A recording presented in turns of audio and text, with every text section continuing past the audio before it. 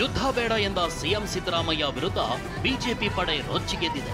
Belagavi CPEd ಮೈದಾನದಲ್ಲಿ ಕಾಂಗ್ರೆಸ್ ಪ್ರತಿಭಟನಾ ಸಮಾವೇಶದಲ್ಲಿ ಸಿಎಂ ಭಾಷಣದ ವೇಳೆ ಬಿಜೆಪಿ ಕಾರ್ಯಕರ್ತೆಯರು ಕಪ್ಪು ಬಾವುಟ ಪ್ರದರ್ಶಿಸಿದ್ದಾರೆ.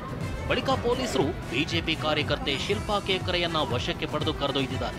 ಈ ವೇಳೆ ಬಿಜೆಪಿ ಕಾರ್ಯಕರ್ತೆಯರು ಗೋ ಬ್ಯಾಕ್ ಪಾಕಿಸ್ತಾನ್ ಸಿದ್ದರಾಮಯ್ಯ ಅಂತ ಘೋಷಣೆ ಕೂಗಿದ್ದಾರೆ.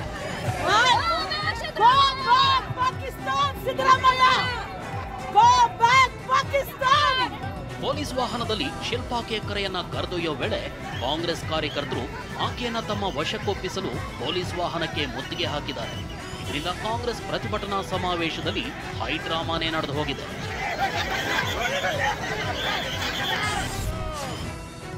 ಭಾಷಣ ಮಾಡುತ್ತಿದ್ದ ವೇಳೆ ಬಿಜೆಪಿ ಮಹಿಳಾ ಕಾರ್ಯಕರ್ತೆ ಕಪ್ಪು ಬಾವುಟ ಪ್ರದರ್ಶಿಸಿದ್ದಕ್ಕೆ ಸಿಎಂ ಸಿದ್ದರಾಮಯ್ಯ ಗರಂ ಆಗಿದ್ರು. ಸ್ಥಳದಲ್ಲಿದ್ದ ಪೊಲೀಸ್ ಅಧಿಕಾರಿ ಮೇಲೆ ಕೂಗಾಡಿದ್ರು.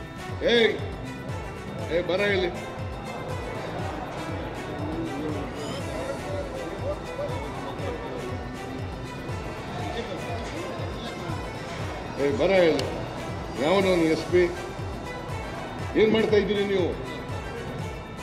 ಭ್ರಷ್ಟ ಕೇಂದ್ರ ಸರ್ಕಾರಕ್ಕೆ, ಭ್ರಷ್ಟ ಬಿಜೆಪಿ ಕೇಂದ್ರ ಸರ್ಕಾರಕ್ಕೆ, ಭ್ರಷ್ಟ ಬಿಜೆಪಿ ಕೇಂದ್ರ ಸರ್ಕಾರಕ್ಕೆ ಬೋಲೋ ಭಾರತ್ ಮಾತಾ ಕಿ ಜೈ ಕಾಂಗ್ರೆಸ್. ಬೆಳಗಾವಿಯಲ್ಲಿ ಸಿಎಂ ಸಿದ್ದರಾಮಯ್ಯಗೆ ಕಪ್ಪು ಬಟ್ಟೆ ಪ್ರದರ್ಶಿಸಿದ ಬಿಜೆಪಿ ವಿರುದ್ಧ ಡಿಸಿಎಂ ಡಿಕೆ ಶಿವಕುಮಾರ್ ಕಿಡಿಕಾರಿದ್ರು. ಬಿಜೆಪಿಯವರು ಇದೇ ಪ್ರವೃತ್ತಿ ಮುಂದುವರೆಸಿದ್ರೆ ಇಡೀ ರಾಜ್ಯದಲ್ಲಿ ಒಂದೇ ಒಂದು ಕಾರ್ಯಕ್ರಮ ನಡೆಸಲು ಬಿಡಲ್ಲ ಅಂತ ಎಚ್ಚರಿಕೆ ಕೊಟ್ಟರು. ನಾನು ಇವತ್ತು ಎಲ್ಲ ಬಿಜೆಪಿ ಮತ್ತು ವಿರೋಧ ಪಕ್ಷದ ಎಲ್ಲ ನಾಯಕರಿಗೆ ಹೇಳಲಿಕ್ಕೆ ಬಯಸ್ತೇನೆ, ಈ ರೀತಿ ಈ ಪ್ರವೃತ್ತಿ ನಿಮ್ಮದು ನಡೀತಾ ಇದ್ರೆ ಇಡೀ ರಾಜ್ಯದಲ್ಲಿ ನಿಮ್ಮ ಒಂದು ಸಭೆನೂ ಮಾಡಕ್ಕೆ ಬಿಡಲ್ಲ. ಇದು ಕಾಂಗ್ರೆಸ್ ಪಕ್ಷದ ಒಂದು ಪ್ರತಿಜ್ಞೆ, ಇದು ತಿಳ್ಕೊಳ್ಳಿ. No point of time will not allow a single program of the opposition party to be done in Karnataka if this attitude continues. BJP ಕಾರ್ಯಕರ್ತೆಯರು ಕಪ್ಪು ಬಾವುಟ ಪ್ರದರ್ಶಿಸಿದ ಬಗ್ಗೆ ಬೇಸರ ವ್ಯಕ್ತಪಡಿಸಿದ ಸಚಿವೆ ಲಕ್ಷ್ಮಿ ಹೆಬ್ಬಾಳ್ಕರ್, ನಾವು ಬೀದಿಗಿಳಿದ್ರೆ ಅವರೆಲ್ಲಾ ಕಾರ್ಯಕ್ರಮ ಮಾಡಲಾಗುತ್ತಾ ಅಂತ ಪ್ರಶ್ನಿಸಿದ್ದಾರೆ. ಅಲ್ಲದೆ ಇಂಥ ಕಪ್ಪು ಬಾವುಟವನ್ನ ನಾವು ಎಷ್ಟು ನೋಡಿದೀವಿ, ಜನರಿಗೆ ಇವರು ನಾಟಕ ಗೊತ್ತಿದೆ ಅಂತ ಕಿಡಿಕಾರಿದ್ದಾರೆ. ಬಿಜೆಪಿಯ ಒಂದಿಬ್ರು ಬಂದು ಕಿಡಿಗೇಡಿಗಳು ಈ ರೀತಿ ಮಾಡೋದು ಎಷ್ಟು ಒಳ್ಳೆಯದು ಅಂತ. ಯಾಕಂದರೆ ನಮಗೂ ಶಕ್ತಿ ಇದೆ, ನಮಗೂ ಹಾದಿ ಬೀದಿಯಲ್ಲಿ ಜಿಲ್ಲೆಗಳಲ್ಲಿ ಹಳ್ಳಿಗಳಲ್ಲಿ ನಮಗೂ ಸರ್ಕಾರ ಇದೆ, ನಮಗೂ ಕಾರ್ಯಕರ್ತರಿದ್ದಾರೆ. ಬಿಜೆಪಿ ಎಲ್ಲಿ ಕಾರ್ಯಕ್ರಮ ಮಾಡ್ತಾರೋ ಎಲ್ಲಿ ಮಾಡಿದ್ರು ನಮಗೂ ಶಕ್ತಿ ಇದೆ, ನಾವು ಎಲ್ಲ ಕಡೆ ಈ ರೀತಿ ಮಾಡಿಸ್ಬೋದು. ಆದರೆ ಈ ರೀತಿ ಮಾಡಿಸೋದು ಚೆನ್ನಾಗಿರುತ್ತಾ? ಅಯ್ಯೋ, ಇಂಥ ಸಾವಿರಾರು ಬರಲಿ ಹೋಗ್ರಿ, ಇಂಥ ಕಪ್ಪು ಬಾವುಟ, ಇಂಥ ಕಪ್ಪು ಬಾವುಟ, ಇಂಥ ಇದು ಸಿಎಂ ಅವ್ರು ಎಷ್ಟು ನೋಡಿದ್ದಾರೆ, ನಾವು ಎಷ್ಟು ನೋಡಿದ್ದೀವಿ, ಜನರಿಗೆ ಗೊತ್ತಿದೆ. ಯಾವ ಸೋಗುನು ಇಲ್ಲ, ಏನಿಲ್ಲ. ಯಾರ ಬೆಲೆ ಏರಿಕೆ, ಯಾರಿಂದ ತತ್ತರಿಸಿದ್ದಾರೆ, ಜನರಿಗೆಲ್ಲ ನಾಟಕ ಇವ್ರಿಗೆ ಗೊತ್ತಿದೆ. ಪಹಲ್ಗಾಮ್ ಉಗ್ರ ದಾಳಿ ಕುರಿತು ಚರ್ಚೆಯನ್ನ ನಡೆಸಿದ್ದ ಸರ್ವಪಕ್ಷ ಸಭೆಗೆ ಪ್ರಧಾನಿ ಮೋದಿ ಬರಲೇ ಇಲ್ಲ. ದೇಶದ ಸ್ವಾಭಿಮಾನಕ್ಕೆ ಧಕ್ಕೆಯಾಗಿದ್ರು ನೀವು ಬಿಹಾರದ ಚುನಾವಣಾ ಪ್ರಚಾರದಲ್ಲಿ ಬ್ಯುಸಿಯಾಗಿದ್ರಿ. ಇದು ನಾಚಿಕೆಗೇಡಿನ ಸಂಗತಿ ಅಂತ ಎಐಸಿಸಿ ಅಧ್ಯಕ್ಷ ಮಲ್ಲಿಕಾರ್ಜುನ ಖರ್ಗೆ ಪ್ರಧಾನಿ ಮೋದಿ ವಿರುದ್ಧ ವಾಗ್ದಾಳಿ ನಡೆಸಿದ್ದಾರೆ.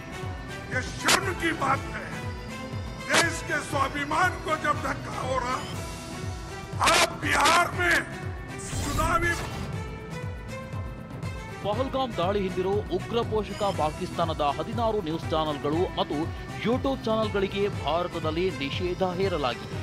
ಪಾಕಿಸ್ತಾನದ ಡಾನ್ ನ್ಯೂಸ್, ಸಮಾ ಟಿವಿ, ಆರಿ ನ್ಯೂಸ್, ಜಿಯೋ ನ್ಯೂಸ್ ಸೇರಿದಂತೆ 16 ಪಾಕ್ ಚಾನೆಲ್ಗಳ ನಿಷೇಧ ಹೇರಿ ಕೇಂದ್ರ ಸರ್ಕಾರ ಆದೇಶಿಸಿದೆ.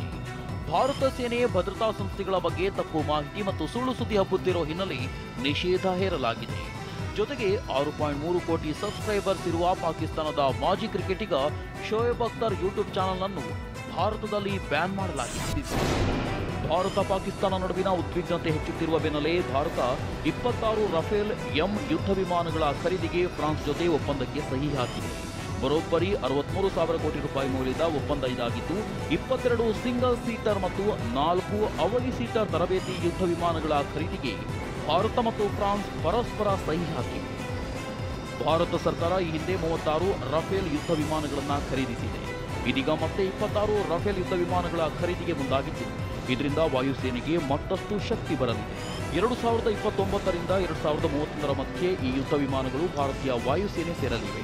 ಸುಧಾರಿತ ರಫೇಲಿಯಂ ಯುದ್ಧ ವಿಮಾನಗಳು ಭಾರತೀಯ ಯುದ್ಧ ವಾಹಕಗಳಾದ ಐಎನ್ಎಸ್ ವಿಕ್ರಾಂತ್, ಐಎನ್ಎಸ್ ವಿಕ್ರಮಾದಿತ್ಯದಿಂದ ಕಾರ್ಯನಿರ್ವಹಿಸಲಿದೆ. ಪಹಲ್ಗಾಮ್ ಭಯೋತ್ಪಾದಕ ದಾಳಿ ಸಂಬಂಧ ಒಂದು ಸಮುದಾಯವನ್ನು ಗುರಿಯಾಗಿಸಿ ಪ್ರಚೋದನಕಾರಿ ಪೋಸ್ಟ್ ಮಾಡಿದ ಆರೋಪದಡಿ ಗಾಯಕಿ ನೇಹಾ ಸಿಂಗ್ ರಾಥೋಡ್ ವಿರುದ್ಧ ಪೊಲೀಸರು ದೇಶದ್ರೋಹ ಪ್ರಕರಣ ದಾಖಲಿಸಿದ್ದಾರೆ. ಜೂಪಿಯಾ ಹಜರ್ಗಂಜ್ ಪೊಲೀಸ್ ಠಾಣೆಯಲ್ಲಿ ಪ್ರಕರಣ ದಾಖಲಾಗಿದೆ. ತನ್ನ ವಿರುದ್ಧ ಪ್ರಕರಣ ದಾಖಲಾದ ಬಗ್ಗೆ ಕಿಡಿಕಾರಿರುವ ನೇಹಾ ಸಿಂಗ್ ರಾಥೋಡ್, ನಿಮಗೆ ತಾಕತ್ತಿದ್ರೆ ಭಯೋತ್ಪಾದಕರ ತಲೆ ತನ್ನಿ ಎಂದಿದ್ದಾರೆ. ದೆಹಲಿಯ ರಾಷ್ಟ್ರಪತಿ ಭವನದಲ್ಲಿ 2025ನೇ ಸಾಲಿನ ಪದ್ಮ ಪ್ರಶಸ್ತಿ ಪ್ರದಾನ ಕಾರ್ಯಕ್ರಮ ನಡೆದಿದೆ. ಸಿನಿ ಕ್ಷೇತ್ರದಲ್ಲಿ ಸಾಧನೆಗೈದ ನಂದಮೂರಿ ಬಾಲಕೃಷ್ಣ, ಅಜಿತ್ ಕುಮಾರ್, ಶೇಖರ್ ಕಪೂರ್, ಅರಿಜಿತ್ ಸಿಂಗ್ ಮತ್ತು ರಿಕಿ ಕೇಜ್ಗೆ ರಾಷ್ಟ್ರಪತಿ ದ್ರೌಪದಿ ಮುರ್ಮು ಪದ್ಮ ಪ್ರಶಸ್ತಿ ಪ್ರದಾನ ಮಾಡಿದ್ದಾರೆ. ಕ್ರೀಡಾ ವಿಭಾಗದಲ್ಲಿ ಹಾಕಿ ಆಟಗಾರ ಶ್ರೀಜೇಶ್ ಪದ್ಮಭೂಷಣ ಸ್ವೀಕರಿಸಿದರೆ ಕ್ರಿಕೆಟರ್ ಆರ್ ಅಶ್ವಿನ್ ಪದ್ಮಶ್ರೀ ಸ್ವೀಕರಿಸಿದ್ದಾರೆ. ರಾಷ್ಟ್ರಪತಿ ಭವನದಲ್ಲಿ ಕರ್ನಾಟಕದ 4 ಸಾಧಕರಿಗೆ ಪದ್ಮ ಪ್ರಶಸ್ತಿ ಪ್ರದಾನ ಮಾಡಲಾಗಿದೆ. ವಯೋಲಿನ್ ವಾದಕ ಲಕ್ಷ್ಮೀನಾರಾಯಣ ಸುಬ್ರಹ್ಮಣ್ಯಂಗೆ ಪದ್ಮವಿಭೂಷಣ, ಹಿರಿಯ ಪತ್ರಕರ್ತ ಅರಕಲಗೂಡು ಅನಂತರಾಮಯ್ಯಗೆ ಪದ್ಮಭೂಷಣ, ಸ್ಟಂಟ್ ಕಲಾವಿದ ಹಾಸನ ರಘು, ಗ್ರಂಥಿ ಶಾಸ್ತ್ರಜ್ಞೆ ವಿಜಯಲಕ್ಷ್ಮಿ ದೇಶಮಾನೆಗೆ ಪದ್ಮಶ್ರೀ ಪ್ರಶಸ್ತಿ ನೀಡಿ ಗೌರವಿಸಲಾಗಿದೆ. 96 ವರ್ಷದ ತೊಗಲುಗೊಂಬೆ ಆಟಗಾರ್ತಿ ಭೀಮವ್ವ ದೊಡ್ಡಬಾಳಪ್ಪ ಶಿಳ್ಳೆಕ್ಯಾತರ ಅವರಿಗೆ ಪದ್ಮಶ್ರೀ ಪ್ರಶಸ್ತಿ ನೀಡಿ